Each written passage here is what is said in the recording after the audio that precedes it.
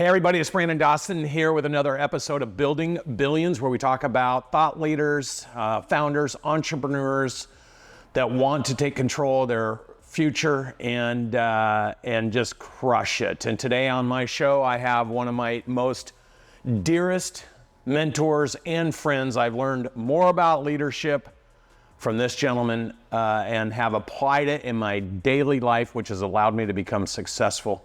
So therefore, he's got a new book out, 16 Laws of Communication. We are going to be talking to my dear friend, mentor, Dr. John Maxwell. Look at that. Oh, come on, Brandon. Look at that. Dance together, baby. Look at that. That's amazing. All right, so John, I'm gonna just kick this off because you and I don't need intros or outros. We just need to do what we do best, which is to talk about how amazing your bodies of work are and how impactful they've been in my life. You know as well as I do that for years I broke down each of your laws. I believe there's 53. You've just added 16 minus some of the ones that you use to reinforce some of the older laws to reinforce these 16 laws in the algorithm. See, the thing I think people miss when they read your book sometimes, everything's an algorithm. You're telling them exactly how to do it in sequence. Absolutely. And I can remember the first time we met was many, many years ago. And what you had done in your business is you had taken the 21 laws of leadership and you had literally built your business with practices and principles off of those laws. And I remember sitting there watching you teach, train, equip your people. And I thought to myself, now here's a guy that understands the book is an asset that you take and apply it to your business to build your business. And that's exactly what we're doing. As an author, writer, Brandon, that's what I love. I love more than anything else people taking my stuff and practicing it and then teaching it and then letting it multiply whatever they're trying to accomplish. That's why I do what you do. That's why you do what you do too. Our heart, one of the things I've always loved about you, Brandon, our heart is always, whatever we're doing, how does this help people? You're not a reservoir. You're a river. You're not storing that stuff up and damming it up and saying someday I may need this water. You are just let that flow to the people. So everything I do when I write a book, everything I learn, I say, okay, how do I apply this to myself? How do I become successful with it? And the moment I've got it figured out, the next question is, okay, now how do I get this to the people as quickly as I possibly can?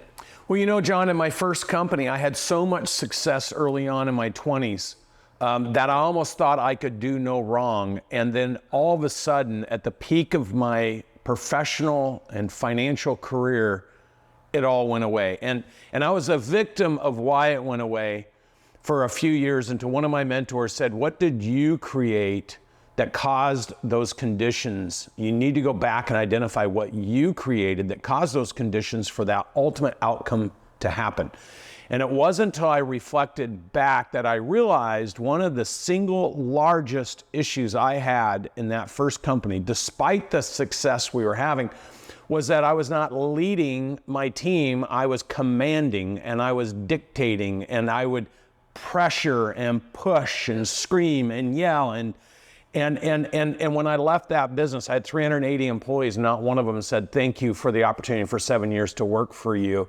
And I had to do some serious assessments to understand where was I deficient in my ability to connect to people and lead them as a leader, not as a dictator. And it wasn't until I opened that 21 irrefutable laws that it was so crystallized in my mind the things that I had done wrong. Now, let's fast forward to reapplying the things I learned from you, becoming a true leader. Leadership is making other people's success easy.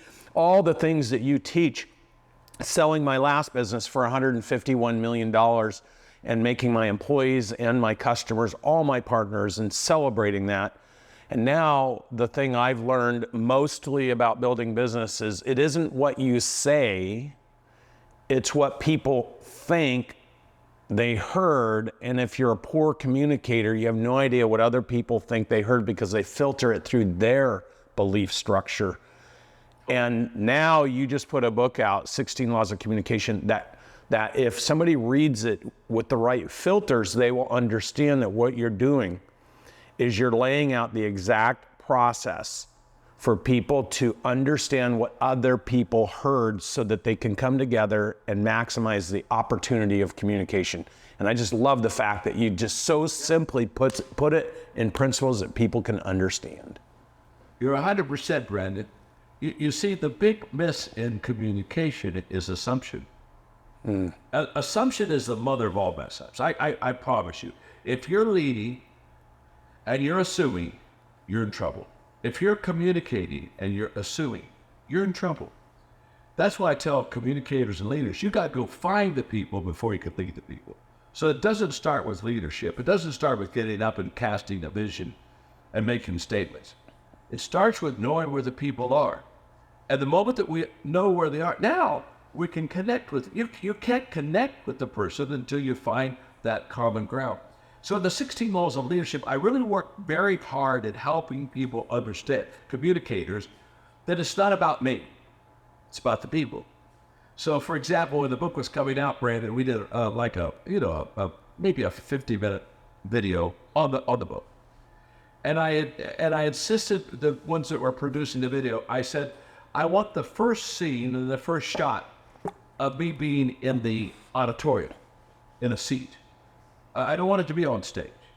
And so they zero in here, I'm in the auditorium, nobody's in there yet, and I'm saying, this is where communication starts. It doesn't start up there, it starts right here. Because in a few moments, there are going to be people in these seats, I got to ask myself one question. Where are they? What do they need? How can I help them? And then, once I get over myself, and it's all about them. By the way, you really can't help people if it's about you. I don't have enough energy to want everybody to think it's all about me and they think about them. I've got to focus on them. And so that getting over yourself is just huge in communication. It's just huge in leadership. But the moment that that happens, the people can tell when you're speaking if it's about you or if it's about them. They can tell when you're leading if it's about you or if it's about them. And so what I love about communication as a leader is the fact that you very quickly understand that the great communicators understand that it's always about others. It's not about me, it's always about others. And so when I wrote the book, I really focused on helping anybody that picks up the 16 laws of communication, focusing on the fact that the moment you're thinking about them, that's the moment your communication strength begins to be developed in your life. Well, and I just go through and I read these laws in sequence, right? And you know, for me, I'm an algorithmic guy. I like to use all the laws in sequence, and I get down to where most business owners struggle, because my job is working with business owners to be able to grow and scale and maximize the value of their business, not just for them, but the people who trust and follow them and help them. And so when I get down and I read the law of relevance, it's like, most business owners would think that means, if they just heard that, oh, I got to explain to everybody why I'm important and why my business is important and why what we do is important.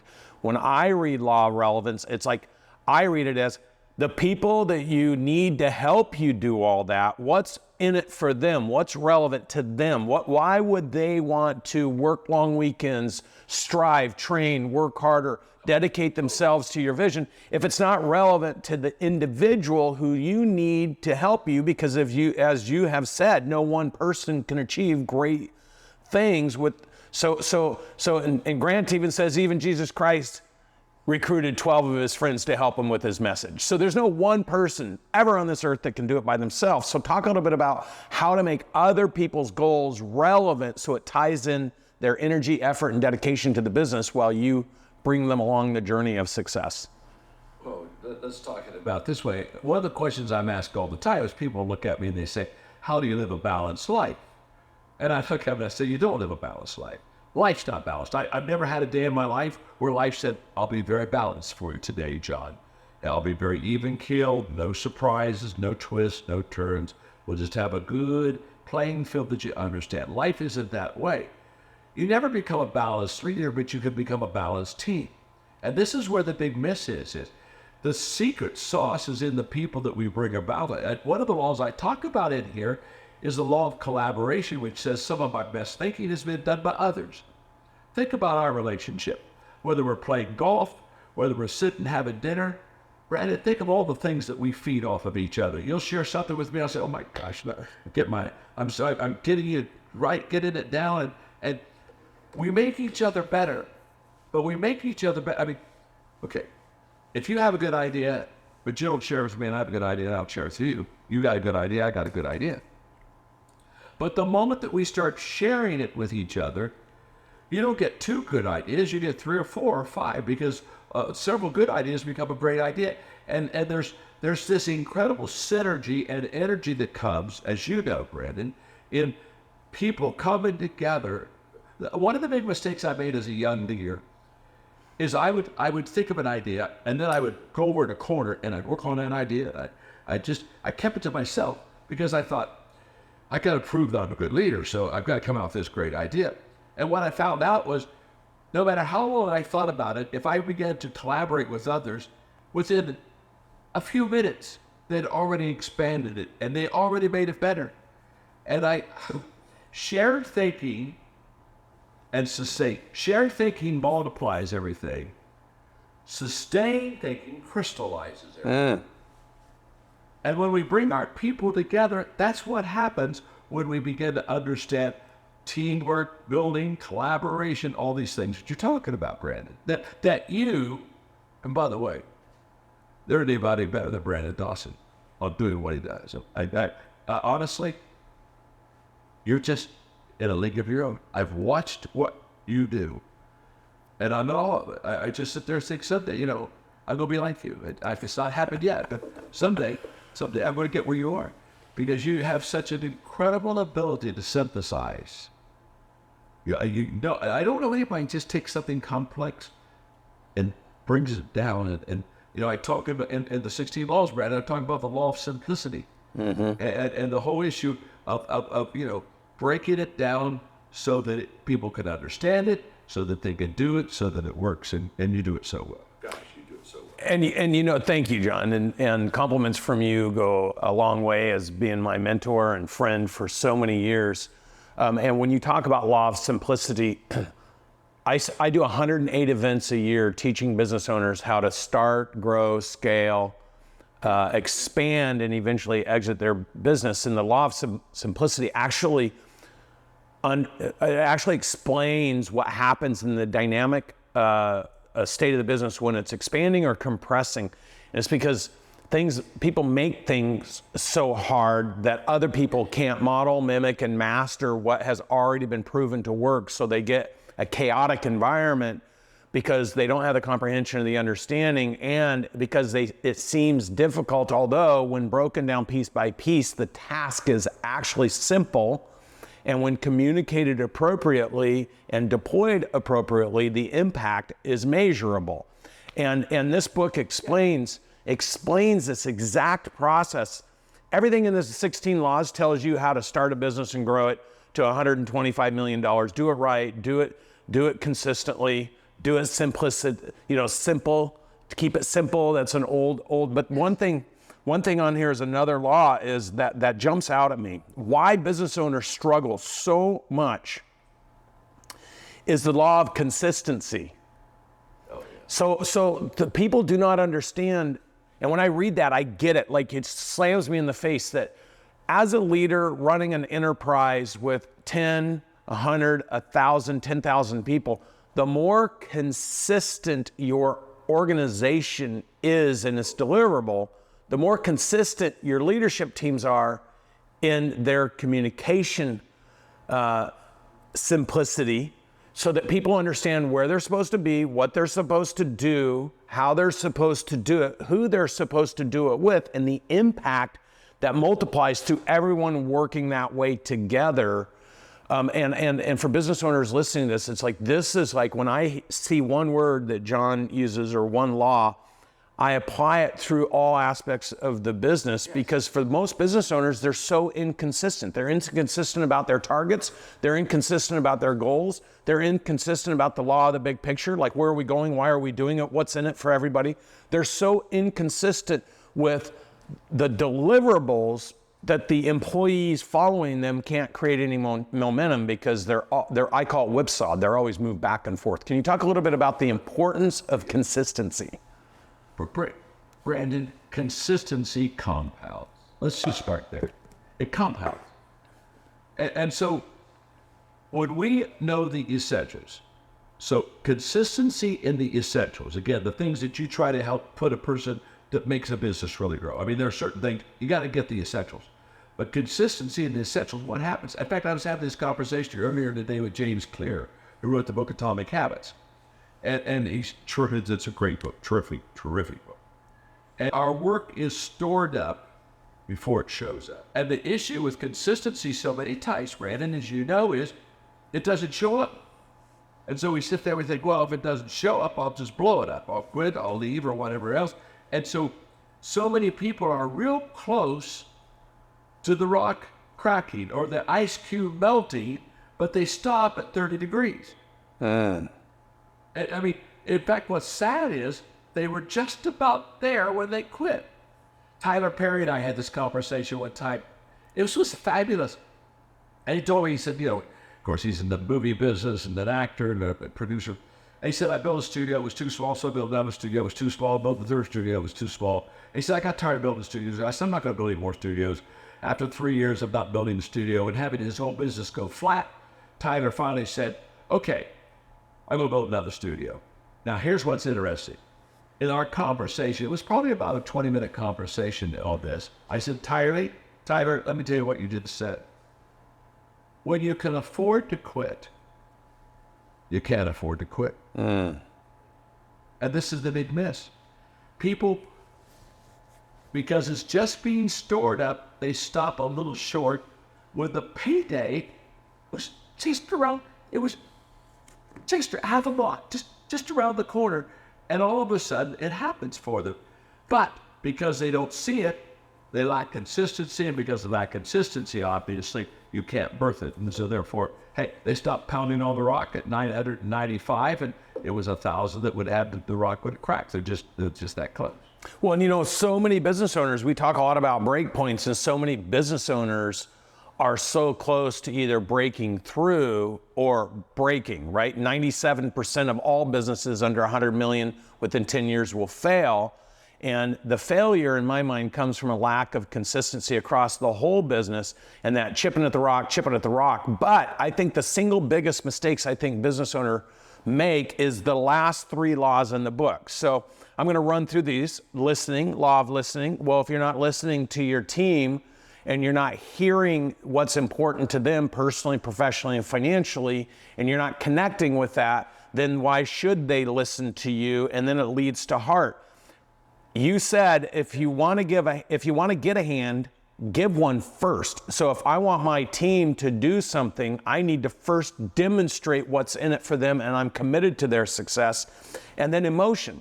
Where there's a lack of emotion, I have a rule in business, the only emotion that belongs in business is the emotion of celebration, because high emotions, low intelligence, but if you're celebrating, who cares? You can go break stuff and throw things at each other. You're all so happy, it doesn't matter. So when I read these laws, I just see the sequence in which you must connect with people to move them so they move the business. Talk a little bit about personally, professionally, financially, talk a little about the significance of this. One of the laws I have in the 16 Laws book is the law of the thermostat. And the law of the thermostat says that communicators, leaders, read the room and change the temperature. Instead of trying to get people to fit exactly what they had planned, they read the room. And what does that mean? You read the room. What do great leaders do? They listen, they learn, and then they lead. They don't lead first. And the key to listening is asking questions. In fact, I wrote a book, as you know, several years ago called Good Leaders Ask Great Questions. And it was all about the fact you just got to be asking the question. But But the ability to listen to the people, to know where they are. You know, before Jack Welch passed away, of course, he was a mega CEO for General Electric for so years, in the good years of General Electric. And when he would go to a plant, he'd talk to the plant manager for about 30 minutes, kind of get the lay of the land. And then he said, "I'll see you at 3 o'clock." And he left. And he'd go through the plant. He'd go down to the lines, and he'd talk to the people, and he'd ask them questions. And at 3 o'clock, he'd come back to the manager, and he'd say, "Did you know? Did you know this? Did you know that? Did you?" And the manager would say, "Oh, I had no clue." Well, what was Jack Welch doing? Jack Welch, instead of staying in the office, was out there with the people, finding out what worked, what didn't work. Because here's what Jack Welch knew. The answers are always at the lowest level possible. The problems are solved always at the lowest level possible. The decisions have to be made always at the lowest level possible. And so that's where he went, and that's what he learned. And then he led. I think so many times we're so anxious to lead that we haven't found the people yet, and that gets us back to the mother of all mess-ups, which is assumptions. Yeah, and they have it, and when they do know what direction they want to go, and they do have this picture, they forget to include the picture for every person they need to get help from in order to accomplish it, and that's the heart. That's the law of heart. It's like, that's right. How can you expect me to show up and be the best version of myself every single day for you if I don't believe you as my leader are showing up to be the best version for me, to give me that example so I have something to follow, but also something I can add value to, which is another law. So it's incredible when you use the word simplicity. It's incredible to see how you've just laid out the blueprint. If somebody reads it, applies it, learns to understand it, and then perfects the law, one sequence at a time, one step at a time. And simplicity, let me break it down, because in the book I talk about the fact, the secret of my simplicity are the following things. 1, values. Once you know what your values are, you can make any decision. Decision making is easy, but if I don't know what my values are, I can't make it. Second is principles. There are certain principles that just absolutely work. It's the North Star.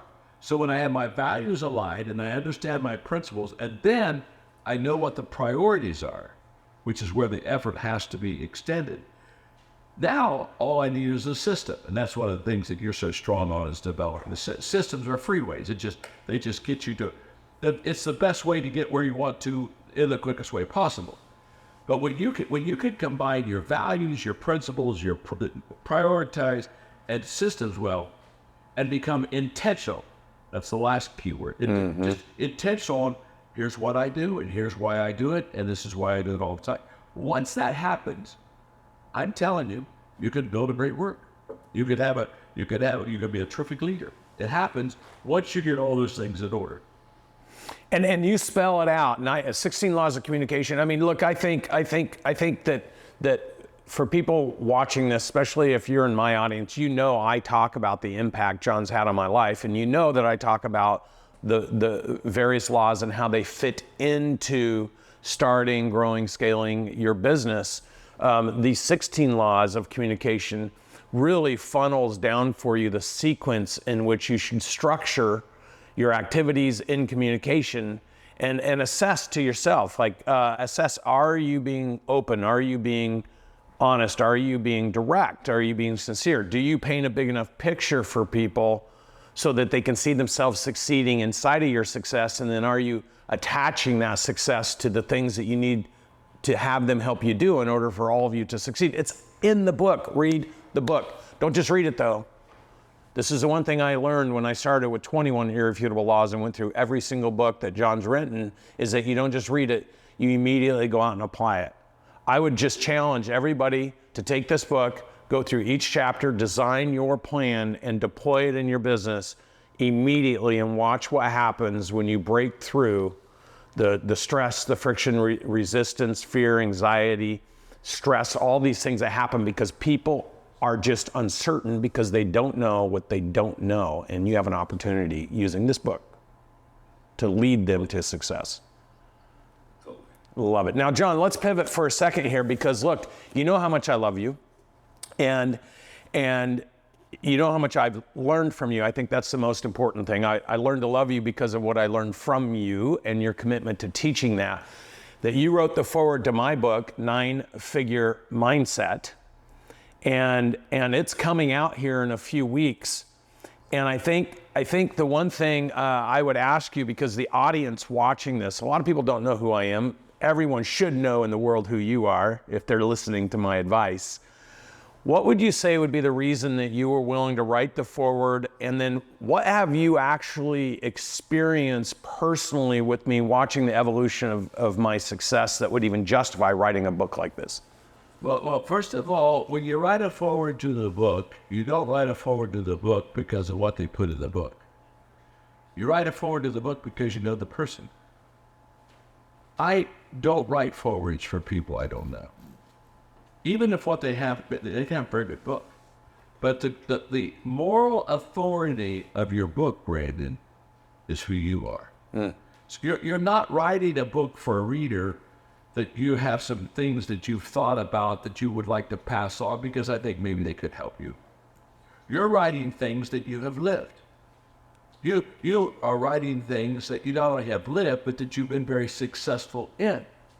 And so when somebody asks me about the potential of a book, I always say, look at the potential of the person. If the person is doing well, then I want to read the book. If the person isn't really doing well, I mean, if it's fiction, I might read it, but I'm not, for self-help and personal growth and development, I'm only going to follow the person that's succeeded. Brandon, one of the reasons that I have so long admired you is because you don't just tell people what you're going to do, you show people what you're going to do. You and I both know. When you try to train and equip people in something that you're not good at, it's as worthless as could be. I mean, we're not sitting here talking today and you're saying, John, I'd like you to talk to us about ballet dancing. Well, what's a fat person like me going to talk about ballet dancing when I can't ballet? I mean, nobody wants to hear me do ballet. Nobody on this show today has looked and said, boy, I hope John Maxwell breaks forth in song. If he would just sing a while, wouldn't it be amazing? Come on, sing a little, John. No. Nobody wants to hear me say, I can't sing. They want me to talk about leadership. They want me to talk about communication. Well, when they talk about Brandon Dawson, you are the real deal. You are show and tell. It's like my mentor, John Wood, he used to tell us players, don't tell me what you're going to do. Show me what you're going to do. The reason you are so successful is because you have moral authority. And the reason you have moral authority is because you've done it. Brandon, you are a leader that can honestly use the words of Jesus. Follow me. Just follow me. Just follow me. I've done that. I've been successful with it. Think about it. The only reason to follow anybody is that they're successful. Just think about it. If LeBron James was with me in the studio and we're going to choose up and have a pickup basketball game, and LeBron's going to pick some players, and then he's going to pick one, I'm going to pick one. When LeBron's picking someone, everybody's jumping up and down saying, pick me. Well, they want to be on the winning team. When I'm picking somebody, they're diving beneath the desk and they're hiding. They want to pick that. They're not going to win with me. The reason people join a team and the reason people follow a leader like you, Brandon, is because you win. You've been successful. This isn't theory to you. This is practice to you. Now, one more thing about you in the book. It's one thing to have been able to do it. It's another thing to be able to train others how to do it. You and I both know there are some really good individual producers that they just do good. They make a lot of money for themselves and they do well, but they can't develop teams. What you have succeeded in doing is you do it, but you've also succeeded in getting other people to do it. To me, the greatness of a leader is what he or she has been able to reproduce in other people. To me, the validity of leadership is how many people do you have that you've trained that are successful themselves. And you have a long Brandon Dawson line, a long one. Of thousands of people would look at you and point you and say, I'm a better business person because he came into my life. And why? Because you've lived it, you are it, you're authentic, you have moral authority, therefore you know how to help other people do it. And that's why I wrote the foreword of the book. I know Brandon Dawson. If I know Brandon Dawson, the book's going to be fine. If he's the real deal, the book's the real deal. I appreciate that. And you and the things I discuss in this book is how I had my own personal transformation from who I was, what my self created obstacles were, and how I was led through the process of opening my mind and my heart and my awareness and my understanding so I could become the version of myself that I had the skill set to do. I just was lost and didn't know how to get there. And I think the inspiration in this book for me, and why I love having you be able to talk about it so much, is because you know how difficult that journey was for me.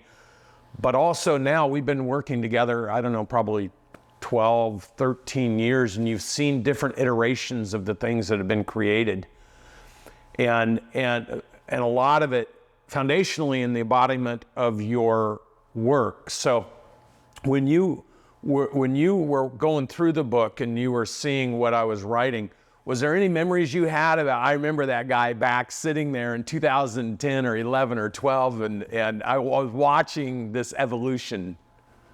Well, I've seen you evolve, but what I didn't pick up on you when you were in your 20s, when you were talking about earlier about your failures and the losses. I picked up on you really about 12, 13 years, and you were already on this trajectory. So I saw you.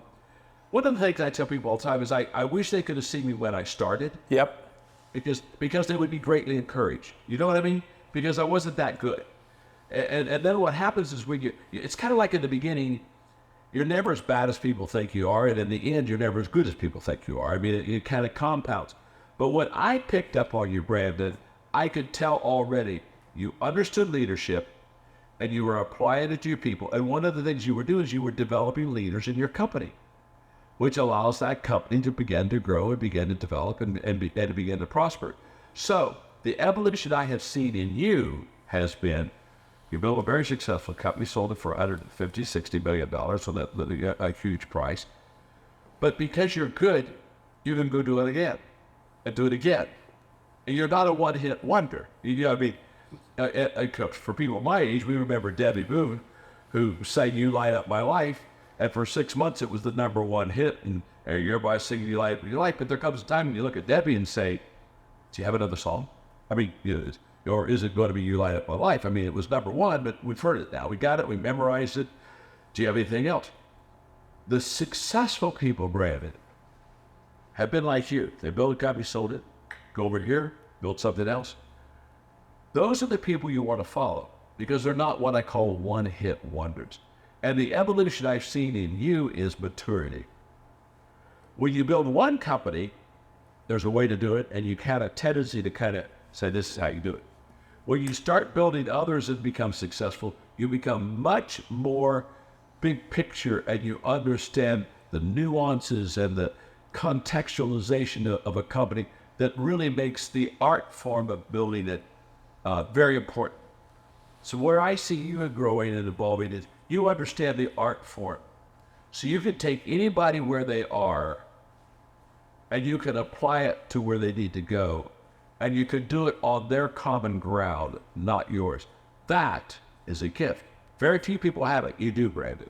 Very few people have that gift. Well, thank you, John. And obviously, just being such a strong impact in my life from so many different reasons. I think people talk about you as being a leader coach, a teacher of leadership. And I all the time explain to people that you're a personal, professional, or financial through the business coach, because the way you teach is algorithmic. And I think a lot of people try to read things in one off and try to figure out how to make that one thing apply. Whereas there's a sequence in the way that you actually teach and you write and you define and you lead and you program. If somebody's willing to be programmed, it will program them to success, which is why I think I've had so much success is just follow the algorithm. Don't try to change it. Don't try to pull things out of it. Just follow the breadcrumbs to success and stay consistent, which is why it's one of your laws. And so for you to be the person that wrote the foreword to my book, 9-Figure Mindset, this book really talks about, for me, John, all the obstacles I had to overcome I sucked at leadership. I sucked at reading financials. I didn't understand it. I wasn't owning operations. I was a great sales guy that could grab attention and sell a big vision, a big perspective, but I wasn't able to follow through on the details that allowed it to work. And I created the conditions for my private equity group to eventually say, this has worked enough for us to sell it, but we don't have the confidence it's going to work long enough for it to get better than it already is today. Therefore, they sold my business. So I had to move from being a victim to a student. And I just want to tell you, and you know this, and we say it all the time, but you taught me so well, my friend. Hey, Brandon, here's what I love about you. You're still a student. I'm a student. Like, somebody asked me, said, well, now, how long does it take to be an expert? I said, it doesn't take long at all. You just have to be a person that travels around and has never done anything but gives out advice. There's no expert here. There's no finish line. There's no finish line. I mean, I'm still growing. I'm still learning. I'm still improving. I'm still reading. I'm still doing everything in my power to make my life better, and you are too. And I think that is really key, because if you have a finish line, when people have self-imposed finish lines, what happens is when they cross it, they're finished. Hello, there's something wrong with that picture. I want to keep learning. I want to keep improving. And when you and I are together, we can hardly wait to pick each other's brains. We can hardly wait to ask questions. Why? Because you want to teach me, Brandon. And when you wrote the book and I read it, I realized immediately, you have something to teach me. You have something to deposit in me. And every person that picks up your book, they're going to get deposits in their life that will never be there without it. So it's kind of like, is the illiterate person who can't read any worse off than the person that is literate that doesn't read? And so it's kind of like, why would you pass up on this book and get into it and get the goal? When you're done, you're going to say, thank you, Brandon. You've improved my life. You've taken me to a whole new level. And that's why we write books. That's the only reason I write books. I write books to add value to people. And if I ever stop adding value to people, I'll stop writing books. It's that simple. But your heart to help people with your authenticity just makes you genuine and special, and makes the book special too, my friend. Well, thank you, John. And I'll tease everybody on the show that you and I have some collaborations coming up. You have this new book, 16 Laws of Communication. I have my new book, 9-Figure Mindset. I will tell anybody and everybody that if you put the combination of those two books together, you're going to see an algorithm. If you're paying attention, you're going to see a consistency. 100%. And I'm looking forward to doing some things with you to extend what people can learn and the accessibility, maybe even personally to you and I. I always love collaborating with you. And thank you for being on my show, Building Billions with Brandon Dawson. And just so excited to have you, my friend. It works very simple, Brandon. When Brandon calls, I come. Take care. You too, John.